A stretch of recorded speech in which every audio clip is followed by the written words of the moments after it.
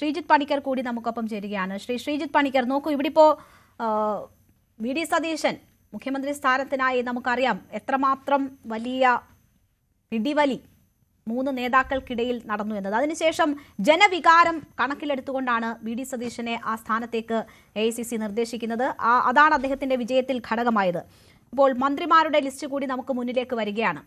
Parliamentary പാർട്ടിയിൽ ആർക്കായിരുന്നു മുൻതൂക്കം എന്നത് ദീപാദാസ് മുൻഷി തന്നെ മാധ്യമങ്ങളുടെ ചോദ്യത്തിന് മറുപടിയായി പറഞ്ഞതാണ്. അപ്പോൾ KC വേണുഗോപാലിന് വേണ്ടിയാണ് MLA-മാരിൽ ഭൂരിഭാഗവും കൈപൊക്കിയത്. ഇപ്പോൾ മന്ത്രിമാരുടെ ലിസ്റ്റ് പുറത്തു വരുമ്പോൾ KCക്ക് വേണ്ടി കൈപൊക്കിയവരാണ് ആ ലിസ്റ്റിൽ ഏറ്റവും അധികം എന്ന് നമ്മൾ കാണുകയാണ്. വളരെ നാമമാത്രമായി മാത്രം വി ഡി സതീശനെ പിന്തുണയ്ക്കുന്ന, ഏത് വിരലിലെണ്ണാവുന്നതെന്ന് പോലും പറയാൻ പറ്റത്തില്ല, ഒന്നുകിൽ K മുരളീധരൻ മാത്രം എന്ന് തന്നെ നമുക്ക് പറയാം.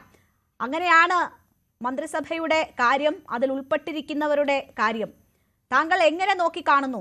വി ഡി സതീശൻ നയിക്കുന്ന മന്ത്രിസഭയിൽ വി ഡി സതീശനെ പിന്തുണയ്ക്കുന്നവർ കുറവ് അല്ലെങ്കിൽ ഇല്ലാതെ വരുന്നു എന്നൊരു സാഹചര്യം ഈ മുന്നോട്ടുള്ള പ്രവർത്തനത്തെ ഏത് നിലയിൽ സ്വാധീനിക്കും? രേണു, സ്വന്തം മന്ത്രിസഭയിൽ മുഖ്യമന്ത്രി 3ാം സ്ഥാനക്കാരനായിരിക്കുക എന്ന് പറയുന്നത് അത്ര സുഖകരമായിട്ടുള്ള ഒരു കാര്യമല്ല. പക്ഷേ ഇഫക്റ്റീവ്ലി നമ്മൾ ഈ മന്ത്രിസഭയുടെ ഒരു കൺസ്ട്രക്റ്റ് എങ്ങനെയാണ് എന്ന് നോക്കിക്കഴിഞ്ഞാൽ അതിലെ സാധാരണ മുഖ്യമന്ത്രി കയ്യിൽ വെക്കേണ്ടുന്ന ഏറ്റവും പ്രധാനപ്പെട്ട വകുപ്പുകളാണ് ആഭ്യന്തരവും വിജിലൻസും. അത് ഇവിടെ ശ്രീ രമേശ് ചെന്നിത്തലയ്ക്കാണ്. അദ്ദേഹം ഇതിൻ്റെ ഒരു പ്രധാനപ്പെട്ട കണ്ടന്റർ ആയിരുന്നു ഈ ചീഫ് മിനിസ്റ്റർ പോസ്റ്റിലേക്ക് എന്നതിനെക്കുറിച്ച് നമുക്കറിയാം. അപ്പോൾ മന്ത്രിസഭയിലെ ഏറ്റവും നിർണായകമായിട്ടുള്ള 2 വകുപ്പുകൾ അദ്ദേഹത്തിന് ശ്രീ രമേശ് ചെന്നിത്തലയ്ക്ക് നൽകേണ്ടി വന്നു.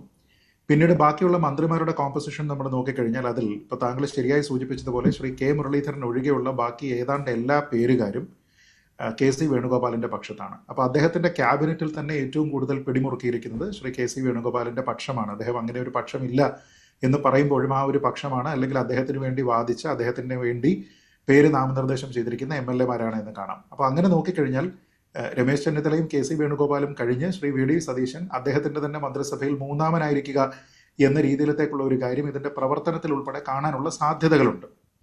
പക്ഷേ പല അഭിപ്രായ ഭിന്നതകളുള്ളപ്പോഴും UDF-ന്റെ കോൺഗ്രസിൻ്റെ പ്രകടന പത്രികയുമായി ബന്ധപ്പെട്ട് അവർ ജനങ്ങൾക്ക് നൽകിയിരിക്കുന്ന വാഗ്ദാനങ്ങളുമായി ബന്ധപ്പെട്ട് എത്രത്തോളം കാര്യങ്ങളെ കൃത്യമായി നിറവേറ്റാൻ കഴിയുമെന്ന രീതിയിലത്തേക്ക് കൂടി യോജിച്ച് ഈ ഒരു മന്ത്രിസഭയെ മുന്നോട്ട് കൊണ്ടുപോവുക എന്നുള്ളതാണ് അദ്ദേഹത്തിൻ്റെ ഏറ്റവും പ്രധാനപ്പെട്ട ഒരു ചുമതല എന്നത്. അത് വളരെ ഭംഗിയായിട്ട് അദ്ദേഹത്തിന് നിർവഹിക്കാൻ സാധിക്കട്ടെ എന്ന് നമുക്ക് പ്രത്യാശിക്കാം.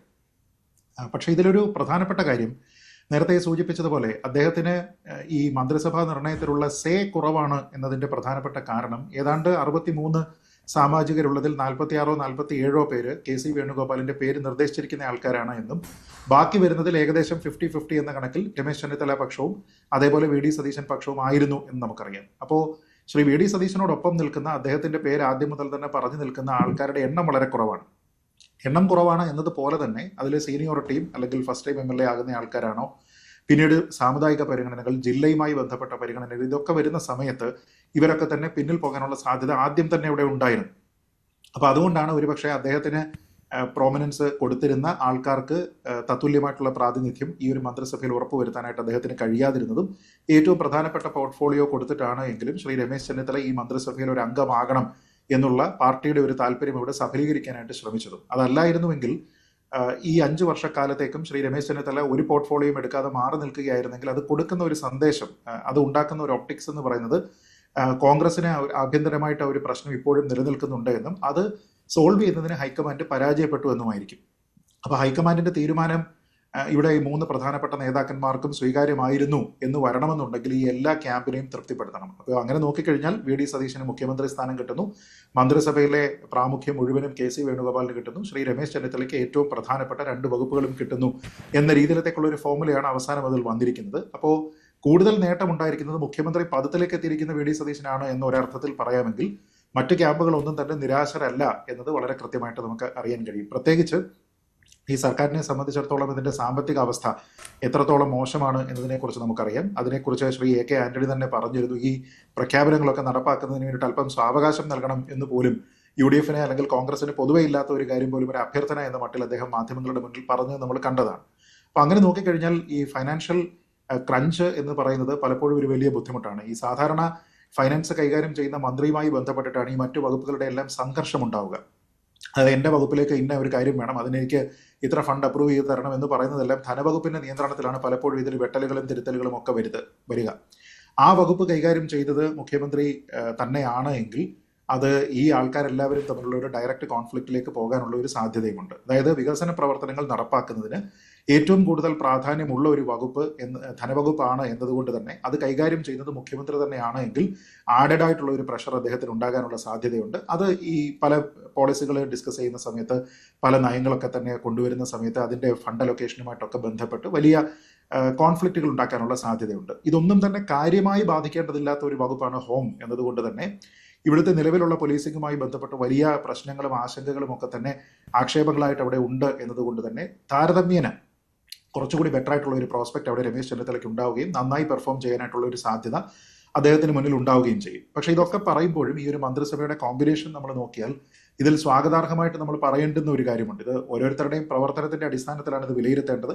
ഇതിൽ പല ആൾക്കാരും ഫസ്റ്റ് ടൈം മന്ത്രിയായിട്ട് വന്നിരിക്കുന്ന ആൾക്കാരാണ്, ചിലരൊക്കെ അതിൽ തന്നെ ഫസ്റ്റ് ടൈം MLA-മാരായിട്ട് വന്നിരിക്കുന്ന ആൾക്കാരാണ്. പക്ഷെ എങ്കിലും വളരെ പോസിറ്റീവായിട്ട് അതിൽ ഞാൻ കാണുന്ന ഒരു കാര്യം ഈ മന്ത്രിസഭയുടെ ഒരു ആവറേജ് ഏജ് ആണ്.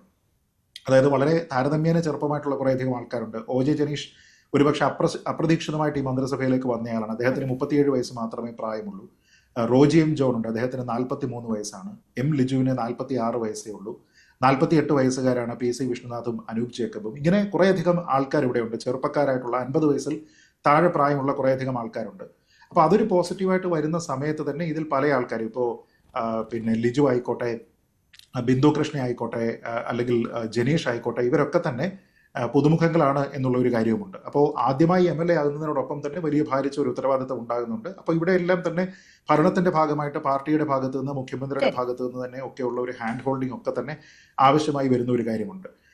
പക്ഷേ ഈ മന്ത്രിസഭ രൂപീകരണവുമായി ബന്ധപ്പെട്ട് ഒരുപക്ഷെ ഉണ്ടാകാനിടയുള്ള ഒരു വലിയ അസ്വസ്ഥത ഈ ടേം വ്യവസ്ഥയാണ്. ആ ടേം വ്യവസ്ഥയുടെ കൂടുതൽ ഡീറ്റെയിൽസ് ഒന്നും തന്നെ കോൺഗ്രസിന്റെ ഭാഗത്തു നിന്ന് ഉണ്ടായിട്ടില്ല എങ്കിലും നമ്മളിപ്പോൾ കേൾക്കുന്നതനുസരിച്ച് ശ്രീ അനൂപ് ജേക്കബും ശ്രീ മാണി സി കാപ്പനും കൂടി ഒരു ടേം വ്യവസ്ഥയിലേക്ക് അത് പോകും എന്ന രീതിയിലത്തേക്കാണ്. അത് നല്ല രീതിയിലത്തേക്ക് ഈ ടേം വ്യവസ്ഥ വെക്കുക എന്ന് പറയുന്നത് തന്നെ ഒരു ഫ്രീ ഹാൻഡ് ഒരാൾക്ക് കിട്ടുകയോ നല്ല രീതിയിലത്തേക്ക് പദ്ധതികൾ ഇംപ്ലിമെന്റ് ചെയ്യുന്നതിനും നല്ല രീതിയിലത്തേക്കുള്ള കൺസിസ്റ്റന്റ് ആയിട്ടുള്ള വിഷൻ ഒക്കെ തന്നെ ഒരു മിനിസ്ട്രിക്ക് ഉണ്ടാക്കുന്നതിനൊക്കെ തന്നെ ഈ ടേം വ്യവസ്ഥ വിഘാതമായി നിൽക്കുന്ന കാര്യങ്ങളാണ്. പക്ഷേ അപ്പോഴും ചിന്തിക്കേണ്ടുന്ന ഒരു കാര്യം, എന്തുകൊണ്ടാണ് അനൂപ് ജേക്കബിന് ഒരുപക്ഷെ ആദ്യം മന്ത്രിസ്ഥാനം, പിന്നീട് ശ്രീ മാണി സി കാപ്പന് ഒരു മന്ത്രിസ്ഥാനം എന്ന രീതിയിലത്തേക്ക് പോയാൽ പോലും അതിന്റെ പ്രധാനപ്പെട്ട കാരണമെന്ന് പറയുന്നത് ബാർഗെയിനിങ് പവർ കോൺഗ്രസിന് കുറഞ്ഞു പോയത് കൊണ്ടും ലീഗിന് കൂടിപ്പോയത് കൊണ്ടുമാണ്. കാരണം മുമ്പ് ലീഗിന് 5 മന്ത്രിമാരുണ്ടായിരുന്ന ഒരു സാഹചര്യത്തിൽ കോൺഗ്രസും ലീഗും തമ്മിൽ കാര്യമായിട്ടുള്ള അന്തരം സീറ്റുകളിൽ ഉണ്ടായിരുന്നില്ല. അതുകൊണ്ട് ഈ ഗവൺമെന്റിനെ നിലനിർത്തുന്നത് ലീഗാണ് എന്നുള്ളതിന്റെ ഡയറക്റ്റ് ആയിട്ടുള്ള ഒരു ഉത്തരവാദിത്വം അവർക്കുള്ളത് കൊണ്ട് തന്നെ അവർക്കൊരു അഡീഷണൽ മന്ത്രിസ്ഥാനം അന്ന് ബാർഗെയിൻ ചെയ്യാനുള്ള പവർ ഉണ്ടായിരുന്നു. ഇന്നതില്ല. 102 സീറ്റ് മൊത്തത്തിലുണ്ട്. ലീഗ് മാറിയാൽ തന്നെ 80 സീറ്റുണ്ട്. പക്ഷേ എങ്കിൽ പോലും ലീഗിന് അവർക്ക് കിട്ടിയിരിക്കുന്ന സീറ്റുകൾ വെച്ച് നോക്കിക്കഴിഞ്ഞാൽ ഡിസ്പ്രപ്പോർഷനേറ്റ് ആയിട്ടുള്ള ഒരു അലൊക്കേഷൻ കിട്ടി എന്നുള്ളത് ഒരു വസ്തുതയാണ്. 22 സീറ്റുകളാണ് മുസ്ലിം ലീഗിനുള്ളത്. അവർക്ക് 5 മന്ത്രിസ്ഥാനം എന്ന് പറയുമ്പോൾ ഏതാണ്ട് 4 MLA-മാർ വരുന്ന സമയത്ത് ഒരു മന്ത്രി എന്ന കണക്കിൽ അവർക്ക് ലഭിക്കുന്നുണ്ട്. അതിന്റെ 3 ഇരട്ടി സീറ്റുകളാണ് കോൺഗ്രസിന് കിട്ടിയിരിക്കുന്നത് എന്നുള്ളതിനെ കുറിച്ച് നമുക്കറിയാം. 63 സീറ്റുണ്ട്. പിന്നെ കോൺഗ്രസ് അവരുടെ തന്നെ സീറ്റ് കൊടുത്തിട്ടാണ് പയ്യന്നൂരിലും അമ്പലപ്പുഴയിലും തളിപ്പറമ്പിലും CPM വിമതരായിട്ടുള്ള ആൾക്കാരെ ജയിപ്പിച്ചെടുത്തിരിക്കുന്നത്. അപ്പൊ എക്സാക്ട്ലി ലീഗിന് കിട്ടിയിരിക്കുന്നതിന്റെ 3 ഇരട്ടിയാണ്. അങ്ങനെ നോക്കിയാൽ ലീഗിന് കിട്ടിയിരിക്കുന്നതിന്റെ 3 ഇരട്ടി മന്ത്രിസ്ഥാനം കോൺഗ്രസിന് വേണം. അങ്ങനെയെങ്കിൽ 15 സീറ്റ് കിട്ടുമായിരുന്നു. ഇനി അതിൽ നിന്ന് സഖ്യകക്ഷികൾക്ക് വേണമെങ്കിൽ ഈ സ്പ്ലിറ്റ് ടേം വ്യവസ്ഥ ഇല്ലാതെ സ്പെയർ ചെയ്യാൻ പറ്റുന്ന ഒരു സീറ്റെങ്കിലും അതിൽ നിന്ന് എടുക്കുകയും ചെയ്യാമായിരുന്നു. അതൊന്നും ചെയ്യാതിരിക്കുന്നത് ലീഗിന് ഈ ഒരു മന്ത്രിസഭയിലുള്ള, അതായത് മുഖ്യമന്ത്രിയെ നിർണ്ണയിക്കുന്ന കാര്യത്തിൽ എന്നതുപോലെ തന്നെ മന്ത്രിസഭയിൽ 5 സ്ഥാനങ്ങൾ എന്നുള്ളതിനെ പറ്റി അവര് വളരെ കാര്യമായിട്ടുള്ള പ്രഷർ ചെലുത്തിയിട്ടുണ്ട് എന്നുള്ളത് വ്യക്തമാണ്. അതുകൊണ്ട് തന്നെയാണ് അവരും ഒരുപക്ഷെ 22 പേര് കിട്ടുമ്പോൾ ഒരു ജില്ലയിൽ നിന്ന് ഒരാളിനെ അക്കോമഡേറ്റ് ചെയ്യുന്നതിന് വേണ്ടി ഒരു ടേം വ്യവസ്ഥ ഉണ്ടാകുമെന്ന രീതിയിൽ ടേം വ്യവസ്ഥകൾ എങ്ങനെ വരുന്നു എന്നത് നമുക്ക് നോക്കിക്കാണാം. ശ്രീ എ സജീവൻ, ഇവിടെ ഇപ്പോൾ VD സതീശനെ സംബന്ധിച്ച് മുഖ്യമന്ത്രി സ്ഥാനത്തേക്ക് വലിയ മത്സരം നേരിടേണ്ടി വന്നു. പാർലമെന്ററി പാർട്ടിയിൽ അദ്ദേഹത്തിനെ അനുകൂലിക്കുന്നവർ കുറവായിട്ടും പക്ഷേ ജനവികാരത്തിന്റെ അടിസ്ഥാനത്തിൽ അദ്ദേഹം ആ സ്ഥാനത്തേക്ക് വരുന്നു. അതിന് അദ്ദേഹം വലിയ വിട്ടുവീഴ്ചകൾ ഈ മന്ത്രിസഭാ രൂപീകരണത്തിൽ ചെയ്യേണ്ടി വന്നിട്ടുണ്ടോ? അദ്ദേഹം മുന്നോട്ട് വെച്ച പല പേരുകളും വെട്ടിപ്പോകുന്ന ഒരു സാഹചര്യമുണ്ടായി. VT ബൽറാമിന് വേണ്ടി അവസാന നിമിഷം വരെയും ശ്രമം തുടർന്നു എന്നാണ് മനസ്സിലാകുന്നത്. പക്ഷേ അതുണ്ടായില്ല. VT ബൽറാം അവസാനം തൃത്താലയുടെ MLA ആയി തുടരുമെന്ന് ഏറ്റവും ആദ്യം ഒരു പ്രതികരണം ഫേസ്ബുക്ക് പോസ്റ്റിലൂടെ അദ്ദേഹം നടത്തുന്നത് നമ്മൾ കണ്ടു. അപ്പോൾ പല കാര്യങ്ങളിലും കോംപ്രമൈസ് ചെയ്യേണ്ടി വന്നു. ആഭ്യന്തരമന്ത്രി പദവി, ആ വകുപ്പിന് വേണ്ടി VD സതീശൻ ആദ്യം ശ്രമിച്ചിരുന്നു എന്ന് പറയുന്നു. കൂടുതൽ വാർത്തകൾക്ക് News 18 Keralam YouTube channel subscribe ചെയ്യുക.